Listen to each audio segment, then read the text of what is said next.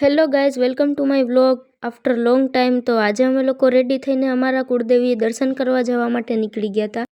અને અહીંયા આવીને રિક્ષામાંથી ઉતરી ગયા અને પછી થોડાક ચશ્મા પહેરીને સ્ટાઇલુય મારી લીધી. પછી આવી ગયા હતા મંદિરના ગેટ અને અહીંયા આવીને અમે લોકોએ પહેલાં ઝાલર પણ કર્યું અને પગ બોળ્યા અને પછી અમે લોકો આવી ગયા હતા બીજા નાના નાના ઘણા મંદિર હતા ત્યાં દર્શન કરવા માટે. પછી અમે લોકો આવી ગયા હતા મહાદેવજીના દર્શન કરવા માટે ને ત્યાં આવીને અમે લોકોએ દર્શન કર્યા, ફોટો પાડ્યા અને પછી અમે લોકો આવી ગયા અમારા મહાકાળી માના દર્શન કરવા માટે. આદરી આવો ત્યારે જરૂરથી આવજો, અહીંયા દર્શન કરવા માટે બહુ મજા આવશે. અને પછી અમે લોકો આવ્યા હતા બહાર એટલે મેં કીધું લાવ એકાદી રીલ શૂટ કરી લઉં. પછી એકાદી રીલ્સ બનાવી લીધી અને અમે લોકો આવી ગયા હતા નાસ્તો કરવા માટે. નાસ્તો લઈને અમે વયા ગયા ઘરે અને રાતના વાગી ગયા હતા 10 અને મારા ભાઈને કહું મને આટો મારવા લઈ જા, પણ મારી એક શરત છે કે આજે ગાડી હું ચલાવીશ. મારા ભાઈએ મારી આ માંગ પૂરી કરવાની ચોખ્ખી ના પાડી દીધી અને મને એમ કહી દીધું કે નાના છોકરાના હાથમાં ગાડી ન અપાય. આમ કહીને એ મારી મોઢા ઉપર જ બેઇજ્જતી કરી નાખી. બોલો.